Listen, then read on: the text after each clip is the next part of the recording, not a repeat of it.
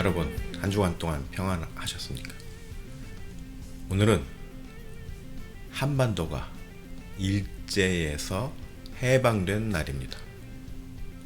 대한민국과 북한이 모두 다 일본의 압제로부터 자유를 얻은 날이지요.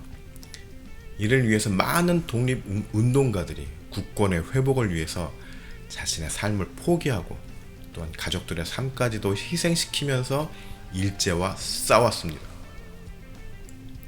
광복절을 기념해서 정부는 봉오동 전투의 영웅인 홍범도 장군의 유해를 군용기를 통해서 카자흐스탄에서 봉환하였습니다.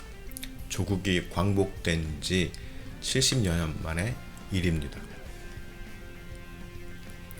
또 윤봉길 의사 같은 경우에는 일제가 윤봉길 의사를 사형시킨 후에 그 유해를 쓰레기 소각장 가는 길 한복판에다가 안매장을 했다고 합니다.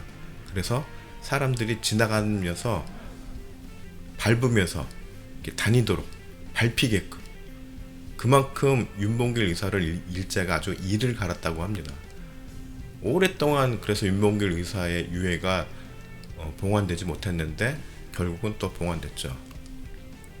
하여튼간 이토록 민족과 국가를 위해서 희생하고자 했던 영웅들은 또 성경에서도 찾아볼 수 있습니다.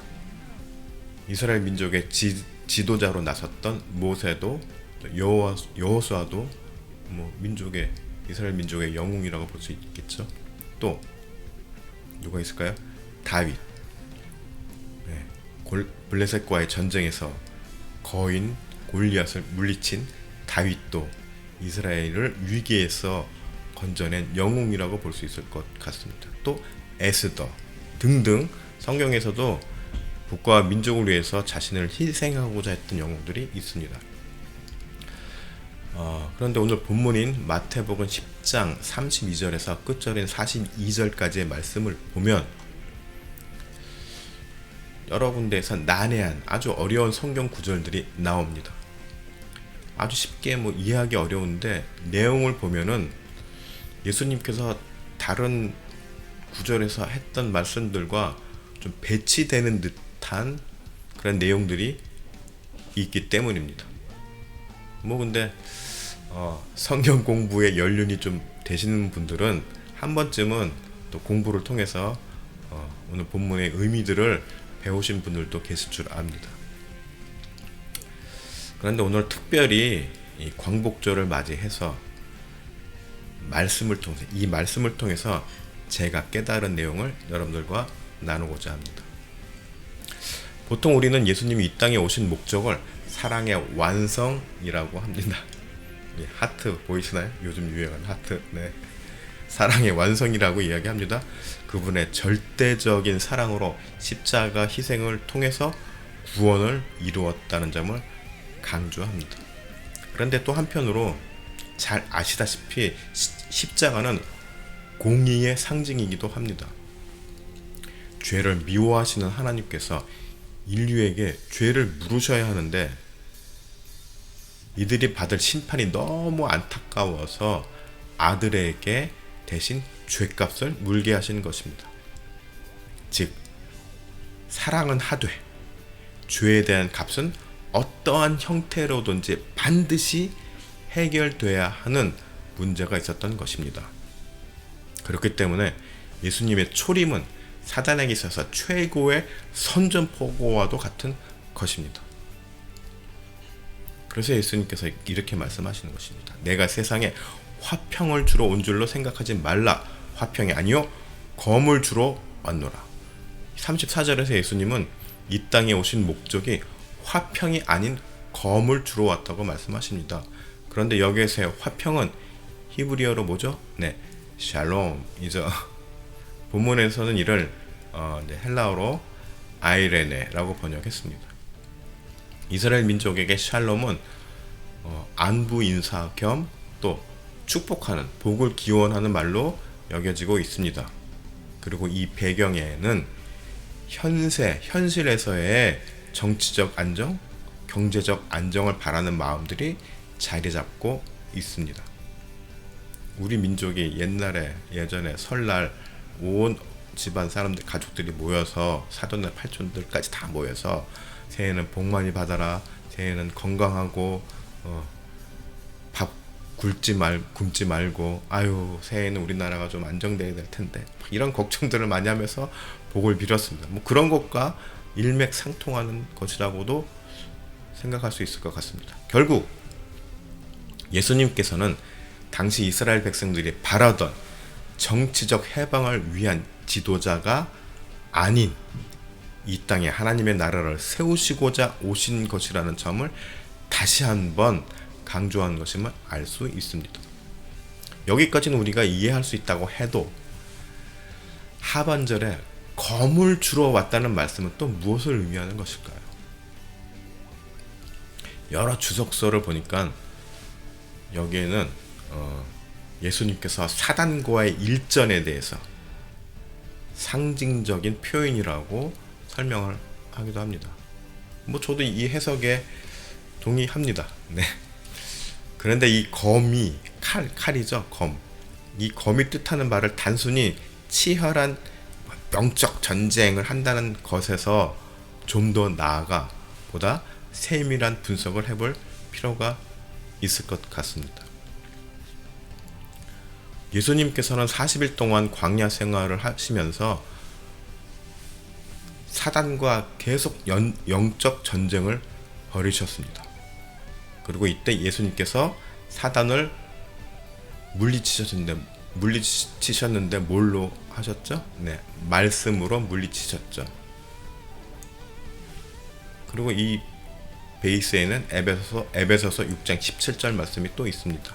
구원의 투구와 성령의 검, 곧 하나님의 말씀을 가지라. 네. 이 땅의 해방과 민족의 구원을 위해서 많은 조상들이 자신의 목숨을 기꺼이 바치고, 또 그 뒤에는 가족들의 피눈물 나는 헌신과 희생도 있었습니다. 또 온 우주의 창조자 하나님은 죄에 구속되어 있는 인류를 해방시키기 위해 자신의 아들을 희생양으로 삼으셨습니다. 그리고 그의 아들 예수 그리스도는 이 땅에서 치룰 영적인 전쟁을 위해 하나님의 말씀으로 무장하셨다는 말입니다. 우리는 무장을 해야 됩니다. 말씀을 읽으면서 공부하면서 무장을 해야 되죠. 그런데 예수님은 사실 뭐죠? 예수님의 존재 자체가 말씀이죠. 그렇죠? 네. 어디에 나옵니까? 요한복음 1장 1절에서 14절까지 나오죠. 태초에 말씀이 계셨고 그 말씀이 천지 창조에 함께 하셨고 또 그 말씀이 육신이 되어서 이 땅에 오셨죠. 그리고 그분이 바로 예수님이라는 말씀이죠. 우리의 민족과 국가를 위해 섬기는 것, 또 하나님의 나라의 완성을 위해서 우리가 헌신하는 것, 여기에는 세상의 권력을 위해 투쟁하는 것이 아니라 예수 그리스도처럼 죄에 무기력하고 무지한 영혼들을 위해서 기꺼이 나의 손해와 모욕과 생명을 바치면서까지 섬기는 정신이 있어야 합니다. 비장하죠? 네, 오늘 특별히 좀 비장합니다. 우리가 그리스도인으로서 짊어질 십자가는 그래서 이 땅에서 벌어지는 영적 전쟁 상황에서의 명령입니다.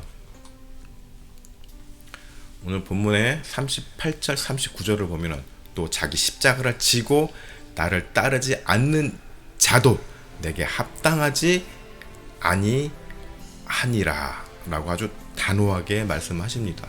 또 자기의 목숨을 얻는 자는 잃을 것이요 나를 위하여 자기 목숨을 잃는 자는 얻으리라 라고 말씀하십니다. 기시감이 느끼지 않나요? 내가 성경을 많이 읽어서 많이 들은 말씀이라 익숙한 건가? 네, 이런 비슷한 말씀을 하신 또 우리 조상님이 한 분 계시죠? 네, 바로 이순신 장군이죠. 이순신 장군이 이런 말을 했죠. 필사직생, 필생직사. 네. 그런데 사실 이 말은 이순신 장군이 만들어낸 말이 아니라 손자병법과 쌍벽을 이루는 중국의 고대 병법 중에 하나인 손오병법에 나오는 문장이라고 합니다. 그 문장에는 사실 필사즉생, 그 다음에 필생직사가 아니라 행생직사라고 되어 있습니다. 하여튼간 이 문장을 빌어서 이순신 장군은 군사들을 독려했죠.